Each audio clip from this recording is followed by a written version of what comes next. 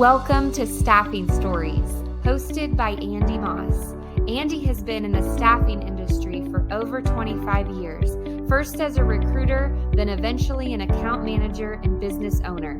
This is the podcast where we sit down with fellow staffing owners to get the real stories of the successes, the failures, and the lessons learned along the way.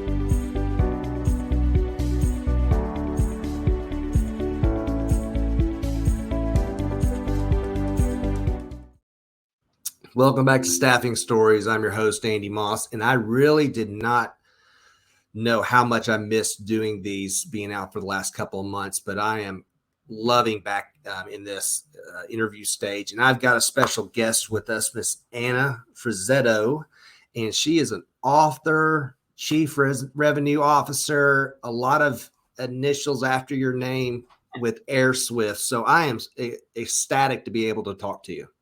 Well, thank you so much, Andy. It's great to be here. I'm looking forward to our conversation. Well, just so the listeners and viewers can just get to know you, just kind of fill us in about who you are and kind of what you're responsible for. Sure. So I'm with Airswift, as you mentioned. I'm the Chief Revenue Officer there. And my role is really to help drive revenue for the organization on a global landscape. So it's a pretty easy job. It's a very small responsibility. Right. And you're located where? So I am located in the New York area. Okay. Well, when I think of leaders and organizations and, think it through and guests that I want to have on this, your background is very diverse when it comes to marketing, sales, and technology. It's kind of all encompassing because now a lot of companies are using tech to help drive all that. So kind of walk us through your history of how did you get to where you're at now? I know, it's so funny. I think I was in denial for a good period of time that I was in the staffing industry until finally I realized, no, you are in the staffing industry. I started off, I was tech. I mean, I graduated from college with a Bachelor of Science. I was a developer programmer. That's how I started. I was in the tech space. Okay. And then funny enough, a great mentor, one of my managers came to me and said, you really have an extroverted personality, which is atypical for a technologist. We want to get you in front of clients and to kind of explain our platform. And that was my hook. I fell in love with that part of it. And so then slowly, as my friends still to this day accuse me of joining the dark side, I got more and more involved on the sales side of the organization. But I'll tell you, I wouldn't change a thing, right? Because I think my tech background actually really helped me a lot to really be relatable to the clients, and I could understand what they were going through, what their roadmap was, how to plan for the future. So I love being part of the staffing industry. Well, you can also relate to how they think, their process. Most developers are process-driven individuals. So you're trying to fix that. You're trying to help that process along. Exactly. Well, staffing is, like I've said this in many of the podcasts, we don't go to college to be in the staffing and recruiting industry, but a lot of the social aspects of college help us in what we do today, building relationships, relating with people, fraternities, sororities, athletics. I mean, that I see why we recruit out of those areas in college. Absolutely. I'll tell you, it's the fundamentals that you learn. I have a nephew and nieces that are in the age of either looking for a job or currently working. And I keep talking to them about the staffing industry because, again, in college, they don't necessarily tell you about that there's this whole sector out there that could possibly be a great fit for what they might want to do with their future. I think recruitment, of course, I probably sound like I drank the Kool-Aid and I'm a big, fan, but I do think that, the power of recruitment and sales really just makes you such an incredibly strong salesperson, because you're not selling a can of soup, right? Yeah. You're selling a service, and people are, unpredictable, and you kind of deal with those challenges. So I think it's a great place to start your foundation and evolve as an individual. I've always tell my young sales reps that if you can sell a human, you can sell anything, because your product has a brain and they may or may not want to do what you want it to do. So there's not much that have that. So it's a hard sell, but again, if we can do it, you can sell anything. Exactly. What excites you in our industry when you look at the next 12 months and even the past 12 months, with anything, sales, marketing, tech? I mean, what excites you? I have to tell you, we are, I would think, in the most exciting times. And the reason why I say this is, if you take a look at what's happening in the tech space, especially with the evolution of artificial intelligence. Mm-hmm. And I know that there's fear associated with it, but honestly, I really think it is going to grow our industries leaps and bounds, just from the efficiencies that we can get from the technology and from using AI. And we're already doing this, right? Yeah. Using artificial intelligence to be able to make that better placement, make that better match with a potential client, help satisfy their needs, and do it in a more proactive fashion, as opposed to just reacting to requirements that are coming in. Again, I think it's super exciting times, and not just for the staffing industry, but across the globe as far as what's happening. I know that there's a little bit of concern with economic uncertainty, Mm-hmm. but honestly, I really do feel that that's like a little bit of a blip. I think with some of the trends and how things are moving in the positive, I only see growth in the future. Well, it's also, I've been through 3 recessions. I'm sure you've been through that. I mean, it's like, okay, it is a blip. We're going to go through it, but we grow out of that and not be afraid of it. It's just a process we have to get through. I personally think, I mean, with the deficiency of talent, we're probably in the strangest recession we've ever been in, because employment hasn't been hit too hard, at least where we're at. And that, I'm in the tech market, skilled trades market. So it's, we're very, very busy, but I do see where AI is coming fast and furious, and you have to embrace it. And if you're not going to embrace it, you're going to be left behind. And that requires a lot of, knowledge gaining, trying to talk to other experts in our industry of like, what are you doing? What are we doing? I mean, because it's going to enhance our business, but you can't just push it off to the sides like, I'm not going to adopt that. Exactly. And it's interesting, at Airswift, we've been kind of in the space before it became popular, right? And that's what you need to do, so that you start developing the skill set and the expertise. And then you can sit in a role of being able to help your clients through it and help kind of roadmap as far as what's the impact, how do we work kind of through this, and how do we use it to our benefit.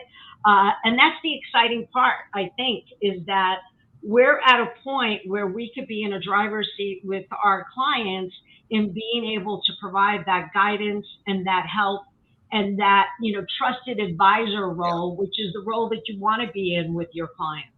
So when we talk to our customers, they want to see talent. They don't necessarily want to always call, hey, I'm looking for this. They expect us to know their industry and what they like. I mean, that's what we are as a trusted advisor. So, at 3DIQ, we're trying to produce, talent pools for customers that fit their need, versus waiting on the call to take a requirement like you're going through the drive-through. What we as an industry have to do better of providing top talent to top customers that fit their need, that they have needs for or may not. So I think that's where AI is going to jump in and try to help think through. Agreed, 100%. I think the one thing that's actually kind of happened is remember when VMSs hit the staffing industry and the whole MSP concept, and everybody thought, oh my goodness, this is it. They're commoditizing it. There's no more value in staffing. It's like selling, a can of soup, right? Yep. And we're so past that, which is great because VMSs, MSPs, they have a place. It helps actually create efficiencies in the whole process of how you're getting the candidates to the client and the interview process. But the reality, as far as the strategy and that trusted advisor role, more than ever, it's important for you as an organization to have that seat at the table, Yep. to be able to have that conversation. Absolutely. So you've had a lot of success in your career to get to where you're at. If you're a little bit vulnerable with us, what mistakes have you made that you've learned from, or, you went down this path that didn't work that you may want to share? Oh my goodness, of course, there's more than just one mistake. You want my book? It's back here. We don't have enough time. I think it's, well, actually, I'll share a couple of stories. I think the one time we were working on this RFP, this bid process, and what wound up happening was we presented the wrong pricing. So the pricing that we had included in the bid back to the client actually was our internal cost, right? So we never put the right column that had the markups and all that good stuff. Of course, now we can all sit and chuckle like, oh my God, how did you do that? How did it get out the door without, we had so many checks and balances. But as you can imagine, a lot of times during an RFP process, you have tight schedules and things are just like rushing to go out the door. And I remember having the conversation with my CEO at the time. And I have to tell you, I still get a chill up and down my back when I had to sit there and explain to him that, we have a small problem here that we need to kind of rectify with the client. And had that conversation. Of course, it did not go well. And, I think I had the finger in the face where it's like, you fix it. Okay. Yeah. All right. So I'm going to fix it now. I'm thinking, what do? I'm sitting with my team who's completely crushed about what happened, all this work, and we're thinking, that's it. It's out the window because what the client is going to just like throw out the bid. I decide I take the trip. The client was out in Long Island. I take the car ride by myself. I'm like, I got to do this alone. I sit with the client, and I just decided to be very honest. Yeah, transparent. And I said, what's the worst that can happen? I mean, if I'm going to lose the bid, I might as well just tell the truth. And so I sat, and it was this gentleman, Leon, I'll never forget. And he could see that I'm not my normal happy, chipper self as I'm talking to him. And I said, I got true confession. I got to tell you what happened. And I explained the whole thing. I said, listen, tight timelines. And I know it's such an incredible mistake, but that's the wrong pricing. Like we have to pull that back. We can't go forward with that. He closes this is the time where you're submitting like, a binder, the bid is that big, right? He closes it and he's like, Anna, take it back, fix it, and just bring it back to me. That's awesome.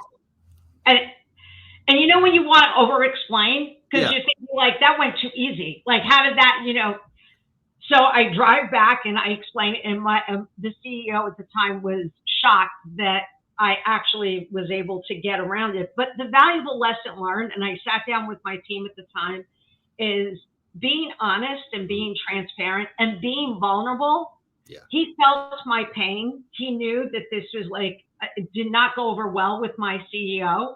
And he immediately had, empathy for me. And he's like, it's a problem. We could fix it. Yeah. And I tell my reps, it's like, there is nothing that I can't get you out of or help you with as long as you're honest. Right. If you're dishonest or morals take a side turn, I said, I can't help you. But we can fix most things if we just like, hey, this is what, but I have to know. And it's great that you say, hey, I did make this mistake. But,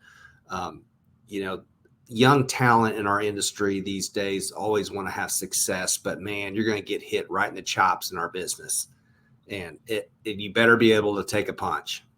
Oh yeah, and and the thing is, it's okay to say you don't know something. It's Absolutely. okay to show, fear or vulnerability.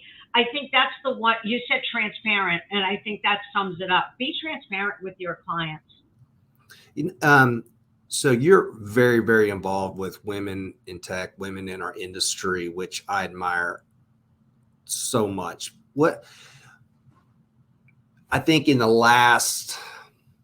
probably the last 5 to 10 years, I've seen this, a lot of great sales reps, a lot of great talent in our industry is female. And it's not a male driven, like back kind of when I started, it was a very male driven business. But what do you attribute that to? I think great mentors and allies along the way. I mean, I know I could speak to my career. I never felt, even though I was the only woman in a room, I never felt like I was the only woman in a room, because I felt that I had the support that I needed from the room, from the Yeah. mentors, from my allies.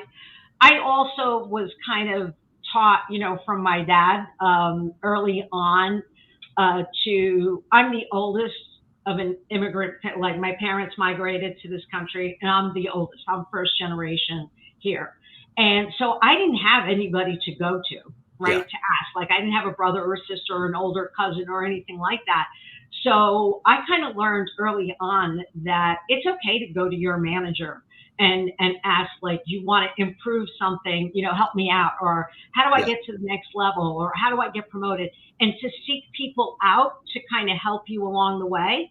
And I have to say that that is the secret sauce to success.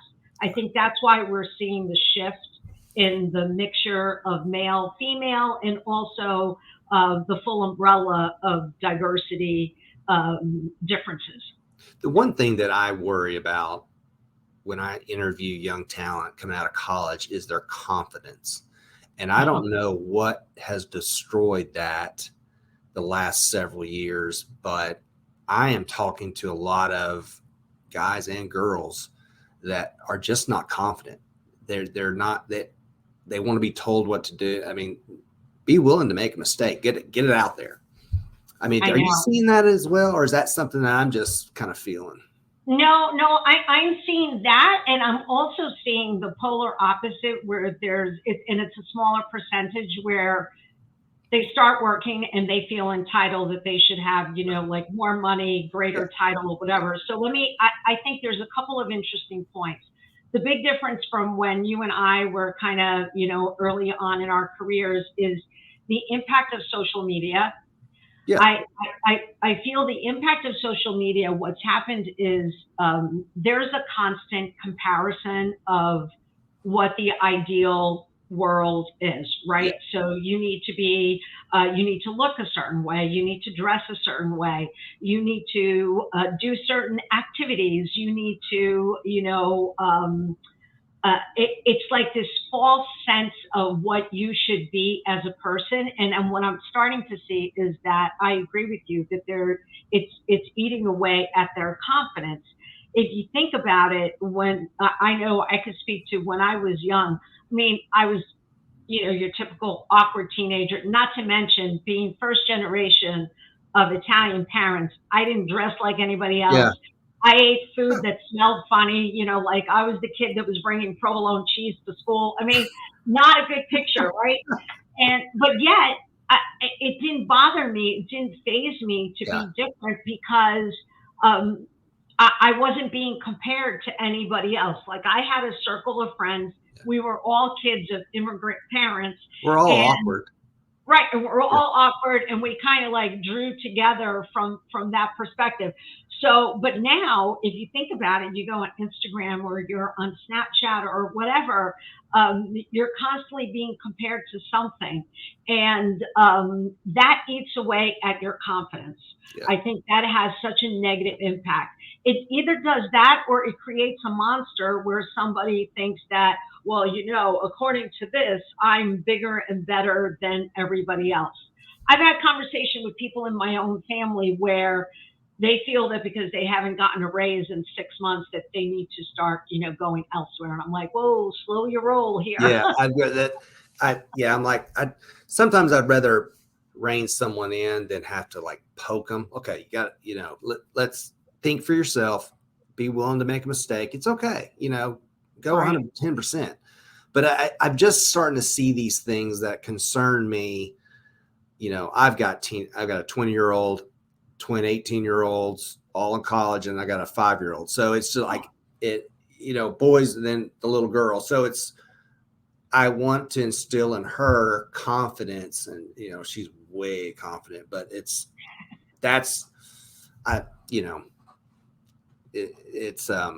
concerning. But I'm glad you recognize it as well, and several people I've talked to recognize it. And but I know we've talked here for a little bit. What words of encouragement would you tell a young executive with you that is moving up the ranks? What would you tell him or her? I think it's a good idea to be confident, but have it backed with facts. Yeah. Right. So be confident in what you're doing, what your goals are, but make sure you have the fact. It's not an emotional confidence, right? Not that there's anything wrong with that, but from a business perspective, as a young executive, you want to make sure you have the facts that kind of back you up along the way. The other thing I would say is focus. Sounds so simple, right? But gain the focus, almost have a little bit of tunnel vision in your goals, in what you're setting as kind of where you want to be next. It's so easy to be distracted and to get pulled in so many different directions. And I think a lot of times you need to kind of recognize that a little bit and almost hit the pause button. A little thing that I do is every Friday, I self-reflect on the week that's passed, and then I start thinking about the following week. But what it does is it keeps me grounded and focused on my goals, right? And my team's goals, and how do I drive the organization, right? So it's like hitting that pause button so that you can take, kind of like level set as to where you are. Great. We're going to end on that. That was great knowledge. And I always try to end on like, what if you're watching a streaming program right now, Amazon, Netflix, Disney, what's your show of choice? Oh my goodness, Ted Lasso, hands down. You're like the fifth person that said that. Oh, Ted Lasso, it's amazing. I almost feel like every salesperson and recruiter out there, it should be like homework that they need to watch the 3 seasons of Ted Lasso, because there's so many valuable lessons. There's one thing about like being curious as a salesperson. That's your root. That's your foundation. You need to be curious, ask the questions, right? Understand the client, listening, believing. Again, fabulous show. That's okay. So everybody's homework is you need to subscribe to Apple TV and get Ted Lasso. Right. I think we should get a cut from Apple TV. Yeah. All the viewers. Yes. Anna, thank you so much for taking time this morning to talk to us, and I really appreciate it. Excellent. Thank you so much, Andy. All right. Thank you.